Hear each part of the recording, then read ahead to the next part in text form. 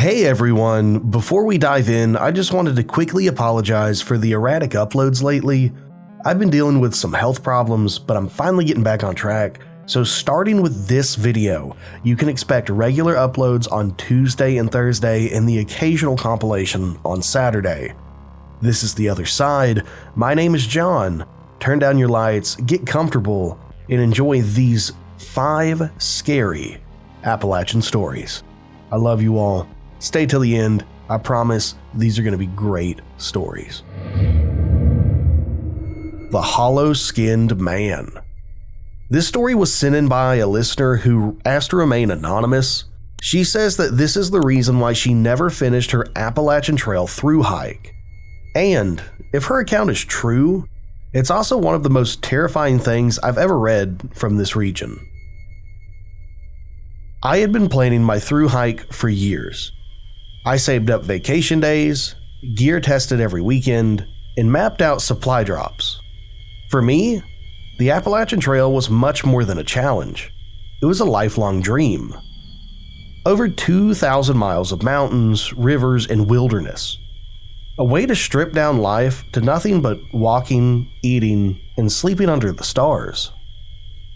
When I finally set out from Springer Mountain in Georgia, I felt unstoppable. The first few weeks, they were tough. Blisters, sore knees, cold nights, but you know what? I adjusted. By the time I crossed into Virginia, I had my rhythm down.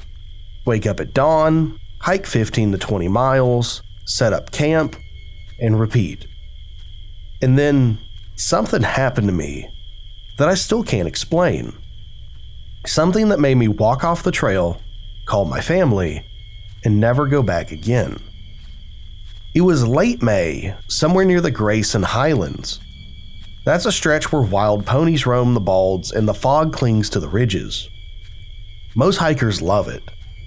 They say it's one of the most beautiful sections of the trail. That evening, though, I lingered way too long talking to another hiker at a shelter, and I lost a ton of daylight. I figured it was no big deal. I had my headlamp and I've night hiked before, so I planned to push just a couple extra miles before setting up camp. But almost immediately, something felt wrong. The woods were too quiet. The usual chorus of crickets, frogs, and even owls were gone. The only sound was the crunch of my boots on the trail. And then I faintly heard something else. Footsteps. At first, I told myself it was another hiker behind me. But when I slowed, the sound slowed. When I stopped, the woods went dead silent. That creeping sensation crawled up my spine, that I wasn't alone. I rounded a bend and lifted my headlamp, and that's when I saw it. At the tree line, crouched low to the ground, was what I thought was a man. He was completely naked, knees pulled tight to his chest, arms dangling forward, head was tilted at this unnatural angle, like he was studying me, like he was curious. When the light hit him, I realized it wasn't a normal man. His skin looked wrong. Paper thin, almost translucent, stretched over his bones like wet tracing paper. I could see the suggestion of ribs, the blue-black shadows of veins underneath the skin, and it seemed to shimmer like it was reflecting or absorbing the light, like it couldn't decide what to do in the moment. For a second, I just stared at it, and then it moved. The thing bolted into the woods, low to the ground, impossibly fast.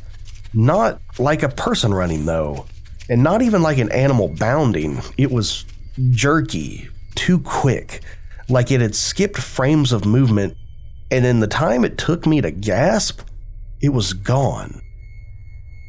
I stood there, frozen. I thought I was hallucinating. My heart was pounding so hard, I thought I was going to be sick. My first thought was just get to camp. Just keep moving, pretend that nothing happened, you might just be exhausted. But I wasn't, and it wasn't gone. For the next hour, it shadowed me. I'd catch faint cracks of branches, the hush of brush moving, always off the trail and always on my right-hand side. A couple of times, when I turned my light quickly, I swear I caught glimpses of it again. Just at the edge of the beam, still crouched to the ground, tilting its head and keeping pace. Then, I made a horrible mistake for any Appalachian Trail hiker. In my panic, I stopped watching for the blazes, the little white rectangles painted on trees that marked the Appalachian Trail. By the time I realized it, the trail had vanished, and it was just me in the dark woods. That's when whatever the hell this is got bolder. The noises grew closer, circling me, and I swung my headlamp around, and for a split second I saw it, pressed up against a tree, completely flat, maybe 20 feet away. Its skin glowed faintly, like paper held up to a candle, and I swear this thing didn't have a face, just hollows where features should be. And then it was gone again. I lost it. I realized I wasn't hallucinating and I was in the woods with whatever this thing was. I started running full tilt, crashing through the underbrush, not caring where I was going. Branches clawed my arms and legs, and my pack snagged on saplings, but I didn't stop. Eventually, I tripped over a fallen log and hit the ground so hard I saw stars. I lay there gasping and listening, but for the first time in hours, I heard silence. Too terrified to move, I curled up against the log and I must have dozed off. Because when I opened my eyes, morning light was spilling through the tree canopy. The trail was 50 yards away. I staggered back to it, shaking, and I hiked until I reached a road crossing. From there, I hitched in the town, called my family, and told them I was completely done with the Appalachian Trail. That was the end of my hike. I've never told this story to anyone on the record. When other hikers ask why I quit, I just say the trail wasn't for me. But the truth is, I could have finished. I wanted to finish. What stopped me wasn't injury or homesickness or lack of willpower. It was something that is out there. It's knowing that there's something else there. It's that something out there looks human, but it isn't, and it's something that's thin and hollow and something that is waiting on you. I'll never forget the sound it made when it moved either. Like dry skin stretching and cracking just before it tears. Story number 2, the cave thing. This story was sent in by a man from Hazard, Kentucky. He says what happened to him and his friends one summer night inside of an old coal mine is the reason he never set foot in caves anymore. And if what he describes is true, I'm terrified. Growing up in Hazard, Kentucky, there wasn't a whole lot to do on summer nights. You had football games, bonfires, or if you were a little reckless, you went exploring the abandoned mines. Everybody knew they were dangerous, but that didn't stop teenagers from daring each other to go inside. When I was 16, me and 3 of my friends, Mark, Tyler, and Josh, decided we'd check out one of the old mine shafts a couple miles outside of town. It had been sealed for years before, but locals kept prying the boards off the entrance. People said it was haunted. Others claimed there were things still living down there. Bats, snakes, maybe even cave people. But we all thought it was just small town talk. Well, we were wrong. We hiked out there around dusk, flashlight in hand, joking the whole way about who would go chicken out first. The mine was just a dark slit in the hillside. Boards splintered and hanging loose, and it smelled damp, like wet stone and rusted iron. The deeper we went, the colder it got. Our voices echoed off the walls. Every step stirred up gravel and dust. At first, it was exciting, like exploring forbidden territory. But after 20 minutes, paranoia set in, and the mood shifted. Tyler stopped walking and he said, "Did you hear that?" At first, I thought he was just messing with us. But then we all went quiet. Somewhere ahead, deeper in the shaft, came the faintest scrape, like nails dragging over rock. We told ourselves it was probably just a raccoon or a stray dog, but then our lights swept across the tunnel, and we saw something move. Something crawled across the path, low to the ground. At first, I thought it was a person, but the proportions weren't human. This thing was bending like a spider as it moved, and the body was pale white and hairless. We froze, our beams jittering in our hands, and then the thing turned its head toward us. 2 eyes reflected back, glowing like flashlights, and that was enough. Josh swore and he bolted. The rest of us followed, slipping on gravel, banging shoulders against the wall as we sprinted back toward the entrance. Behind us, we could hear it scrabbling on all fours, but it wasn't getting too close. When we finally burst into the night air, we didn't stop running until we were halfway down the hill. Once we did, that's when we dared to look back. The entrance to the shaft was completely empty.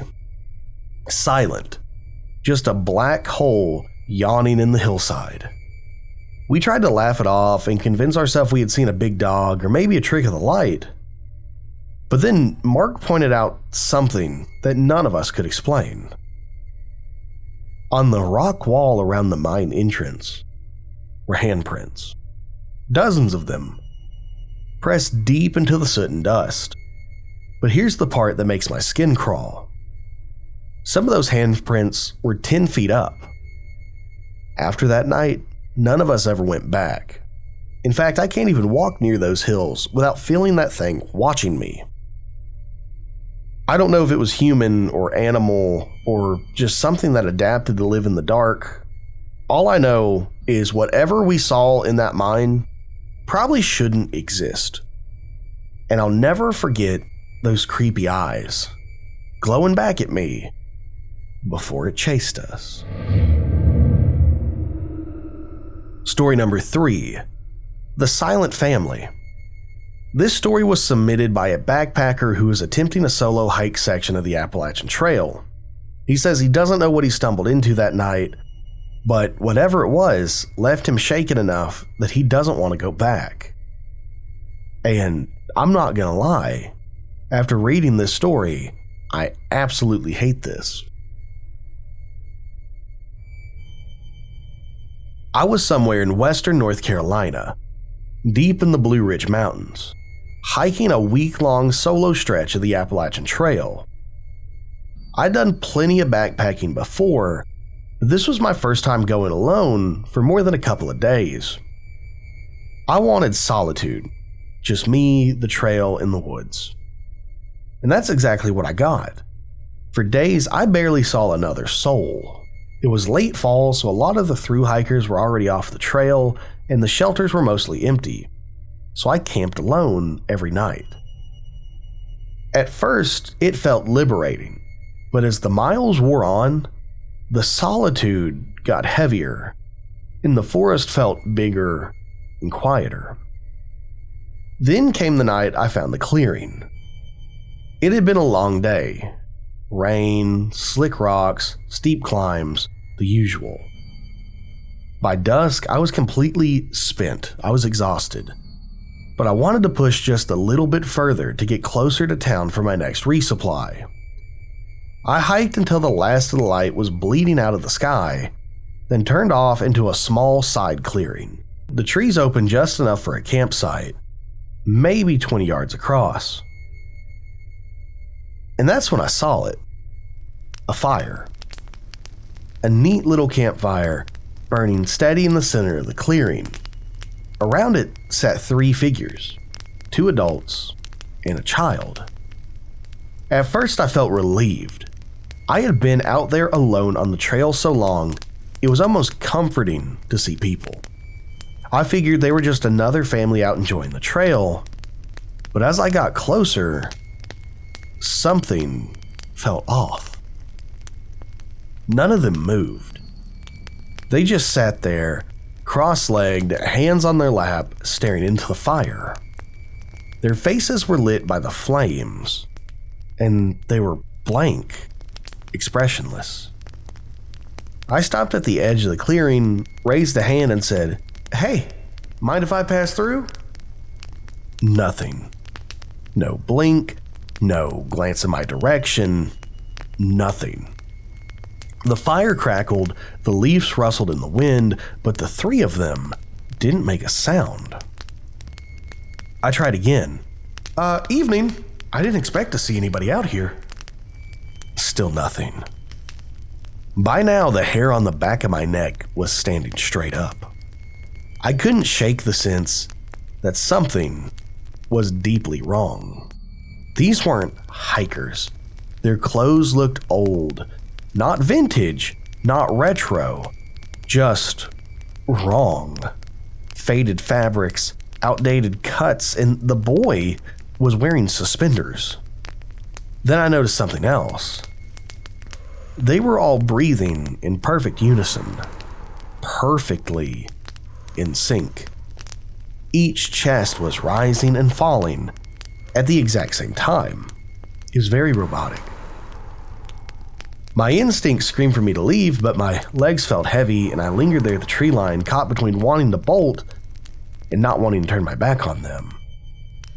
Finally, I muttered, all right then, have a good night, and slowly edged backward.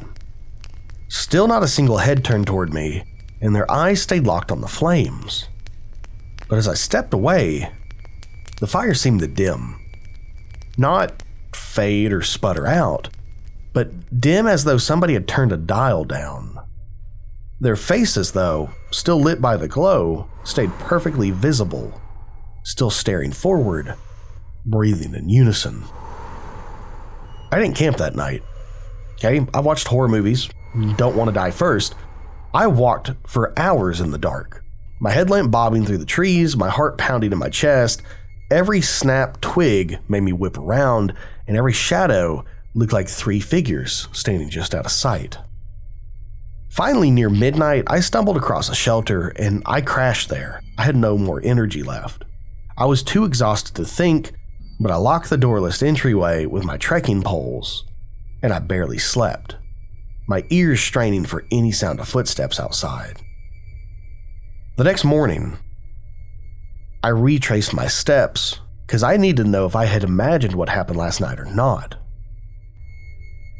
When I reached the clearing, the fire was gone. Not extinguished, gone. There was no coal, no ash, no scorch marks on the ground.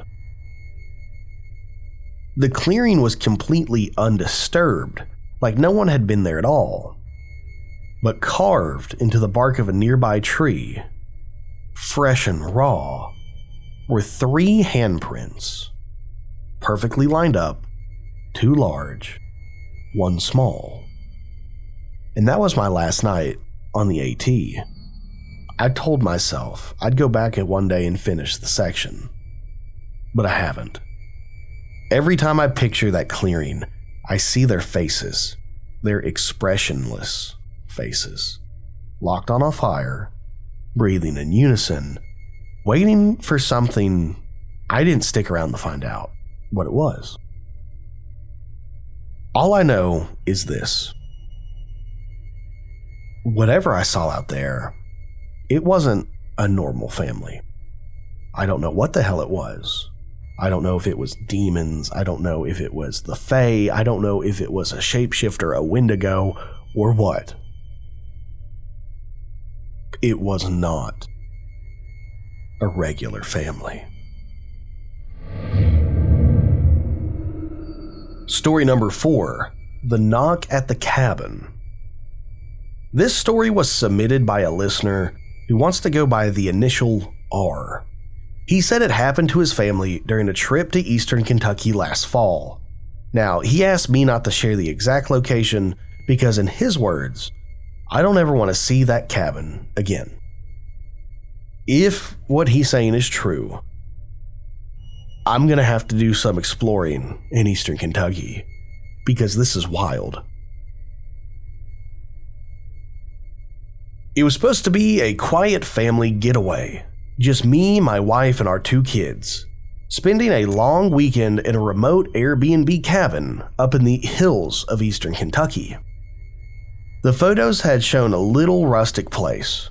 Wood-paneled walls, wraparound porch, no neighbors for miles. Exactly the kind of retreat we thought we needed. The drive was beautiful but unnerving. A winding road that narrowed to gravel and then dirt. Towering trees closed in on all sides of the road. By the time we arrived to the cabin, the sun was already dropping, and it felt like we were leaving the rest of the world behind. The cabin itself was cozy, sure, but there was just something about it and its silence that immediately struck me. No distant highway noise, no dogs barking, no noisy neighbors, just crickets, the occasional hoot of an owl, and the creaking of the porch as we unloaded our bags. The first night passed without incident. We played board games by lantern light, read to the kids, and turned in early. But the second night, everything changed. At exactly 2:13 a.m., I know because I checked my phone, a sound woke me up.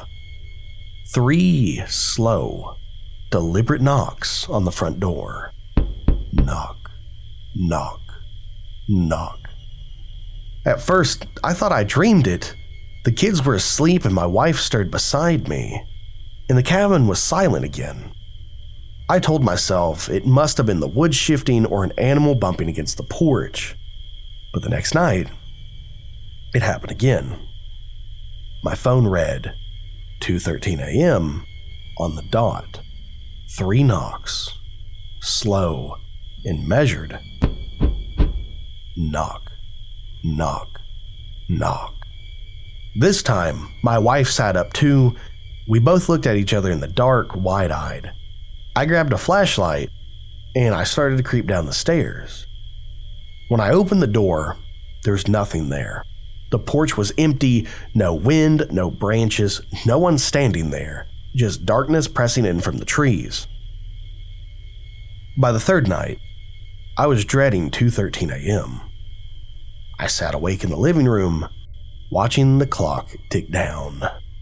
Sure enough, right on time. This time, it was louder, heavier. I now knew it wasn't a branch and it wasn't an animal. I could tell it was the rapping of knuckles on wood. I jumped up, yanked the door open immediately, shining my flashlight into the trees. Nothing. No sound of footsteps running away, no rustling underbrush. The night was still. A little too still, if you ask me. By now, the kids were aware something was happening. They kept asking why Mom and Dad seemed so tired. Why were we whispering at night? Why didn't we want to scare them? So we played it off as, the old cabin's creaking, it's weirding us out. But my wife and I, we knew better. On the 4th night, it happened again. Same time, same 3 knocks. But this time, it was followed by the sound of movement on the porch. The soft creak of floorboards, like somebody was shifting their weight. I didn't open the door. I sat there frozen, clutching the flashlight, my heart hammering in my chest. The knocking didn't come again. but the sound of those floorboards settling, like somebody was pacing back and forth slowly, went on for almost a full minute before fading in the silence. The final morning, our last day in the cabin, we got our answer. I stepped outside to load up the car, and that's when I saw them. Footprints. Dozens of muddy, bare footprints covering the porch, leading up to the door, circling the windows, stretching across the boards. Some were small like a child's, others were long like a Sasquatch. That's the only way I can explain it. But all of them pressed deep into the wood, as though whoever or whatever made them had stood there for hours. But here's the part that chills me the most. The mud was fresh. It was wet. It was dark, almost black. But it hadn't rained in 3 days. There was no rain since we got there. We packed the car in silence and left the cabin. When I asked the host about it later, he swore up and down that there was nobody else on the property. In fact, he said, "There's nobody out there for miles, just y'all." And I want to believe him. I really do. But every night since, when I wake up at 2:13 a.m., I can't help but listen, waiting for that slow, deliberate knock. Story number 5. The Man in the Cornflower Suit. This story comes from an old trucker out of Harlan, Kentucky, who swore up and down that this happened to him back in the 1970s. Now, he told me this story the same way folks tell ghost stories. But the look in his eyes, when he said he wasn't joking, was very intense. He calls this story, The Man in the Cornflower Suit. Truckers swap stories like cards. Long nights on the road, coffee in a greasy diner, CB radios buzzing. You hear everything from UFOs to phantom hitchhikers. Most of it, though, is just tall tales. But every now and then, you get one that sticks with you. This old timer told me his story started on a 2-lane mountain highway cutting through eastern Kentucky. It was past midnight, he was hauling freight, and the fog was rolling thick across the road. He hadn't seen another car in hours when he spotted him. A man walking on the shoulder of the road. Not unusual, except this man was dressed in a powder blue suit. Cornflower, he called it. Crisp and pressed, like he had just stepped out of a wedding reception or walked out of church. What made it stranger was the smile. This broad, almost too wide grin that never moved as the truck headlights swept across him. The trucker slowed a little, uneasy, but he kept driving. Folks walk on highways sometime, no big deal. Except, 10 miles later, he was there again.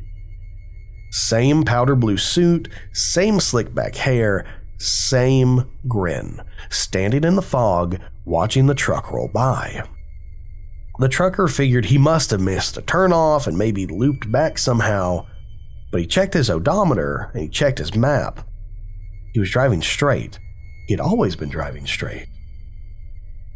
10 miles later, the man was there again.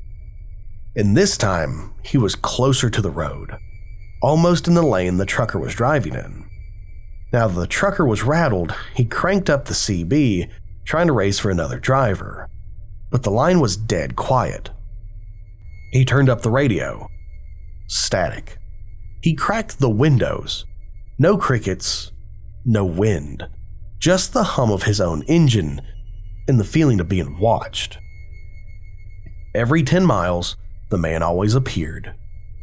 Always ahead of him and always smiling.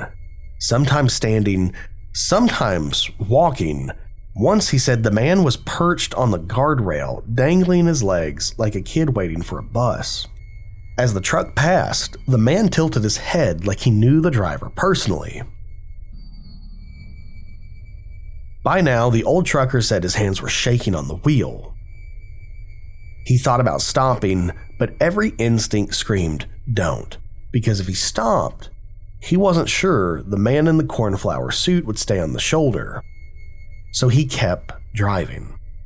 And here's the part that made his voice drop to a whisper when he told it. At mile marker 150, the man wasn't on the side of the road. He was in the lane, dead center, standing tall, smiling wider than ever, like he had always been waiting. The trucker swerved hard, nearly jackknifing, and when he looked in the rearview mirror, nobody was there. He didn't see the man again that night. He didn't see him on the way back either. But he said anytime he drove down that stretch of road, he'd get this tight feeling in his chest around mile marker 150. Like if he blinked too long, he'd see that powder blue suit in his headlights again. And that was why when he ended the story, he leaned back in his chair and in a low voice, he said, I don't know what he was, son. A ghost? A trick? Maybe the devil himself. All I know is if you're driving through the mountains at night and you see a man in a cornflower suit smiling at you from the shoulder, don't stop. Don't you ever stop. That is all we have for this video. If you stayed till the end, please don't forget to like, subscribe, and hype the video. Shoot me an email with your stories. I genuinely appreciate all of the support I get. Again, I apologize for the erratic upload schedule. I'm trying to not become a corpse with everything that's going on, so as long as I'm alive, I'm going to try to crank out videos. So hopefully they stay coming. Either way, if you stayed this long, I love you. I appreciate you. Thank you all so much. Drop a comment down below letting me know if you've ever seen a man in a cornflower suit.